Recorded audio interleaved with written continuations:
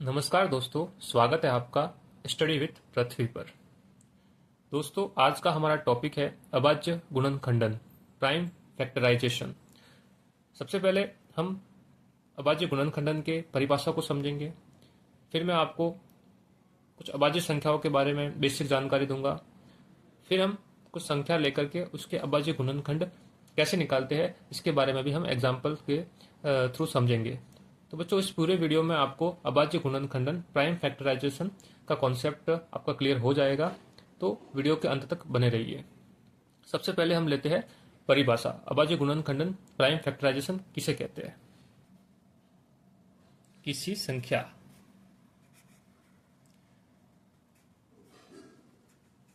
को अभाज्य संख्याओं के गुणनफल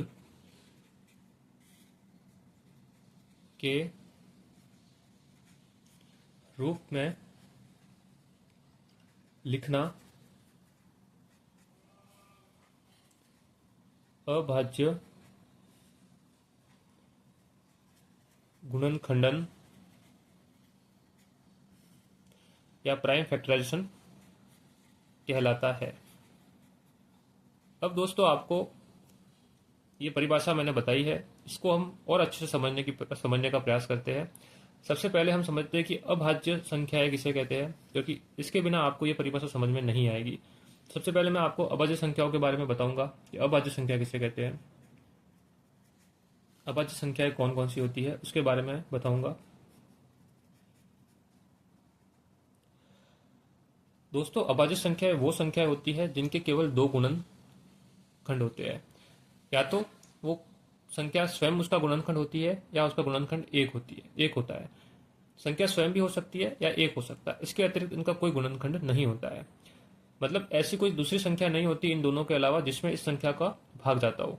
जैसे कि एग्जाम्पल के थ्रू हम समझे, जैसे कि हम लेते हैं कि 5 है। जो पाँच में किस किस का भाग जाता है, तो जो 5 1 से विभाजित होती है और फिर सीधे 5 से होती है। 2 का भी नहीं जाता, 3 का भी नहीं जाता, 4 का भी नहीं जाता, 5 का जाता है। तो ये दो ही इसके गुणनखंड बनते हैं। तो ये अभाज्य संख्या हो गई।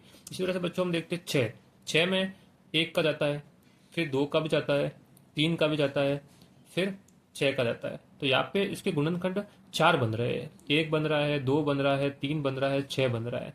तो ये संख्या अभाज्य संख्या नहीं होगी। अभाज्य संख्या के केवल दो गुणनखंड होते हैं। एक तो होता है एक होता है, और एक होता है स्वयं वही संख्या होती है। तो आपको अच्छे से समझ में आ गया होगा कि अभाज्य संख्या किसे कहते हैं। तो हम पहले अभाज्य संख्याओं को लिखेंगे, फिर हम कुछ एग्जाम्पल के थ्रू किसी संख्या के अभाज्य गुणनखंड कैसे करते हैं उसको समझाएंगे, जिससे आपको ये पूरा कॉन्सेप्ट अच्छे समझ में आ जाएगा बच्चों। तो लीजिए, अभाज्य संख्याओं के बारे में मैं आपको बताता हूँ कि कौन कौन सी संख्या अभाज्य संख्या होती है। सबसे छोटी अभाज्य संख्या 2 होती है, क्योंकि दो ही गुणनखंड होते हैं। एक होता है 1 और एक होता है 2। उसके बाद होती है अभाज्य संख्या 3 होती है। 3 के भी दो ही गुणनखंड होते हैं। एक होता है 1, एक होता है 3। फिर होती है दोस्तों 4 नहीं होती, क्योंकि 4 का गुणनखंड 1 भी होता है।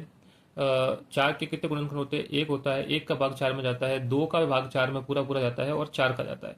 तो यहाँ पे 3 गुणनखंड हो रहे हैं। तो ये 4 अभाज्य संख्या नहीं है बच्चों। फिर दोस्तों, फिर 5 आ जाएगी, फिर 6 नहीं होगी, फिर 7 आएगी, फिर दोस्तों 8 नहीं होगी, फिर 9 भी नहीं होगी। 9 में भी 3 का जाता है, 1 का भी जाता है, तो ये नहीं होगी। फिर 10 में भी 1 का जाता है, 5 का जाता है, फिर 10 का जाता है, तो ये भी नहीं होगी।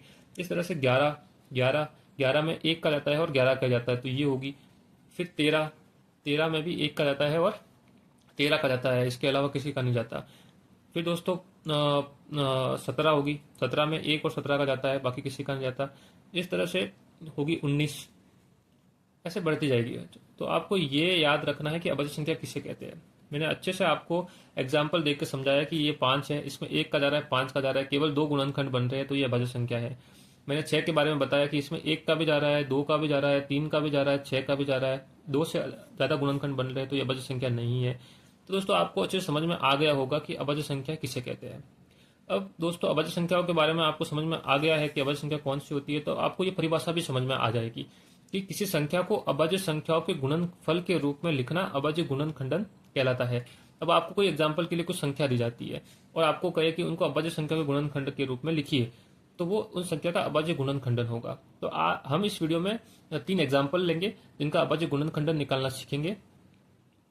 तो लीजिए दोस्तों आगे, ये 3 गुणनखंड है जिनको हम सॉल्व करते हैं और इनके गुणनखंड अभाज्य गुणनखंड हम निकालते हैं। तो सबसे पहले बच्चों हम 2 से चलते हैं। 2 का भाग देते हैं कि इस संख्या में 2 का भाग जाएगा या नहीं जाएगा। इसके लिए हमने जो विभाजकता के नियम पढ़े थे उनका यूज करेंगे, जिससे हम जल्दी से इनको सॉल्व कर सकते हैं। पहले इसमें 2 का भाग जाएगा कि नहीं जाएगा। 120 है, लास्ट में 0 आ रहा है। अगर किसी संख्या के लास्ट में 0 होता है या कोई सम संख्या होती है तो उसमें 2 का पूरा भाग जाता है। तो यहाँ पे 2 का भाग जाएगा। 2 का भाग कितनी बार जाएगा, तो वो जाएगा 60 बार, तो वो 60 नीचे आ जाएगा। इस तरह से यहाँ पे भी 0 आ रहा है तो वापस हम 2 का भाग देंगे, तो 2 का भाग वापस जाएगा तो कितने आएंगे, 30 आएंगे दोस्तों। फिर वापस हम 2 का 0 आ रहा है तो वापस 2 का भाग जाएगा, तो फिर आ जाएंगे यहाँ पे 15 आ जाएंगे दोस्तों। 15 आएंगे। फिर यहाँ पे विषम संख्या आ रही है, मतलब 2 का भाग नहीं जाएगा। अब 2 का नहीं जाएगा तो हम 2 से आगे की अभाज्य संख्या कौन सी है वो देखेंगे। 2 के आगे की अभाज्य संख्या 3 होती है, तो हम इसमें 3 का भाग देने की कोशिश करेंगे। तो देखो 3 का भाग इसमें जाएगा कि नहीं जाएगा। 3 के भाग के लिए या 15 में 3 का भाग जाता है दोस्तों, तो 3 का भाग देंगे तो वो जाएगा 5 बार। फिर 5 आ गया। 5 में क्या 3 का भाग जाता है, नहीं जाता। तो हम पहले 4 अभाज्य संख्या नहीं है तो हम 4 नहीं लेंगे। तो हम ये क्रम रखेंगे कि पहले 2 लेंगे, फिर हम लेंगे 3 लेंगे, फिर हम लेंगे 5 लेंगे, फिर हम 7 लेंगे। तो दोस्तों इस तरह से हम 11 लेंगे। इस तरह से हम आगे बढ़ते जाएंगे, जिसका भाग जाएगा उसको हम देते रहेंगे। तो दोस्तों यहाँ 3 के बाद हम 5 लेंगे, तो 5 का भाग जाएगा, वो 1 बार जाएगा। अगर लास्ट में जब 1 आ जाता है तो हम फिर ये उसका गुणनखंड अभाज्य गुणनखंड निकालना पूरा हो जाता है। फिर हम इस संख्या को कैसे लिखेंगे, तो हम इस संख्या को अभाज्य संख्या के गुणनखंड के रूप में लिखेंगे। जैसे कि यहाँ पे 2 है तो यहाँ पे 2 हो जाएगा, फिर इसका गुणा वापस इससे 2 से हो जाएगा, फिर वापस इसका गुणा 2 से हो जाएगा, फिर इसका गुणा 3 से हो जाएगा, फिर इसका गुणा 5 से हो जाएगा। तो दोस्तों ये है इस 120 के अभाज्य गुणनखंड। या तो आप इसको ऐसे भी लिख सकते हो। एक आप इसको लिखने का ये भी तरीका होता है कि जैसे 120 है, इसमें 2 आए 3 बार, तो 2 की पावर हम 3 लिख सकते हैं, 2 की घात 3 लिख सकते हैं। उसके बाद 3 आया तो 3 लिख दो, 3 की घात तो 1 ही है तो 1 लिखने की जरूरत नहीं है। फिर 5 है, 5 की घात भी 1 ही है, तो ऐसे इसको हम ऐसे भी लिख सकते हैं दोस्तों। तो ये 120 की क्या हो गए दोस्तों, अभाज्य गुणनखंड। यहाँ पे हर एक संख्या है जो अभाज्य संख्या ही होगी। तो अभाज्य संख्याओं के गुणनखंड के रूप में हमने लिखा है 120 को। तो दोस्तों आपको ये एग्जाम्पल के थ्रू समझ में आ गया होगा कि किसी भी संख्या को अभाज्य संख्या के गुणनखंड के रूप में हम कैसे लिखते हैं। अब हम दूसरा एग्जाम्पल लेते हैं, इससे आपको और भी क्लियर होगा। तो देखिए दूसरा एग्जाम्पल है 625। 625 है दोस्तों। तो 625 में पहले हम 2 का भाग देंगे। तो 2 का भाग दोस्तों यहाँ पे विषम संख्या है तो 2 का भाग जाएगा नहीं, तो हम 3 में जाएंगे, तो 3 का भाग देंगे। 3 का भाग के लिए दोस्तों हमें पता है कि इन विभाजकता का नियम कहता है कि जो भी संख्या दी गई है उनका योग कर लीजिए। जब इनका हम योग करेंगे, अगर उसमें अगर 3 का भाग जाता है तो उस संख्या में भी 3 का भाग जाएगा। तो 6 और 2 8 होते हैं, 8 और 5 13 होते हैं। 13 में दोस्तों 3 का भाग नहीं जाता है, तो 3 इस पूरी संख्या में भी 3 का भाग नहीं जाएगा। अब दोस्तों आगे बढ़ते हैं हम, वो जाते हैं हम 5 में। 5 में देखो 5 का विभाजकता का रूल ये कहता है कि अगर अंत में 0 है या 5 है तो भाग जाएगा। तो यहाँ पे 5 है तो 5 का भाग इसमें जाएगा दोस्तों। तो हम 5 का भाग देंगे, पहला 5 का भाग देंगे तो वो जाएगा दोस्तों 125 बार। अब इसमें भाग देके देखिए तो 125 आएगा। अब दोस्तों जब हम 125 तक आ गए तो हम 5 का वापस भाग दे सकते हैं। क्या भाग वापस जाएगा 5 का, तो जाएगा। तो 5 का वापस भाग देंगे, तो वापस भाग देंगे तो यहाँ पे आ जाएगा 25। फिर वापस 5 का भाग जाएगा इसमें, क्योंकि 25 में 5 का भाग जाता है तो वो जाएगा दोस्तों 5 बार। तो फिर वापस 5 का भाग जाएगा तो वो 1 बार जाएगा। तो हम यहाँ पे 625 को हम अभाज्य संख्या के गुणनखंड के रूप में जब लिखेंगे तो हम इसको ऐसे लिखेंगे, 5 लिखेंगे, फिर वापस 5 लिखेंगे, फिर वापस 5 लिखेंगे, या 5 और वापस 5 लिखेंगे।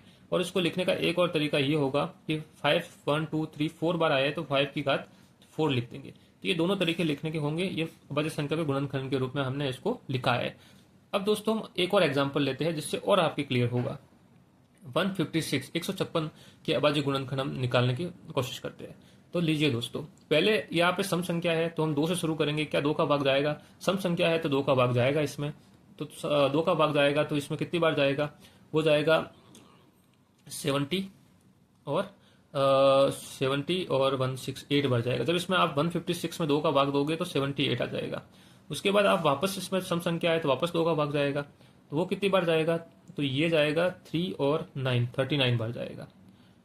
अब देखिए, अब यहाँ पे विषम संख्या है, तो अब 2 के बाद अभाज्य संख्या कौन सी आती है, तो 2 के बाद अभाज्य संख्या आती है 3।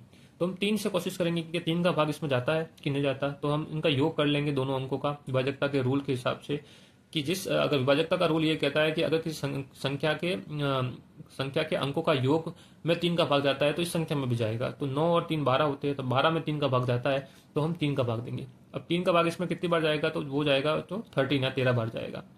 अब हम देखते हैं कि इसमें 5 का भाग जाएगा नहीं, 3 का भी जाएगा नहीं। 3 1 + 3 4 होते हैं, मतलब इनके अंकों का योग 4 हो रहा है, तो इसमें 3 का भाग नहीं जाएगा। तो ये संख्या 3 से नहीं होगी। 5 के लिए या 0 और 5 होना चाहिए। अंत का अंक, इकाई का अंक में अगर 0 है या 5 है तो 5 का भाग जाएगा, तो उसमें भी नहीं जाएगा।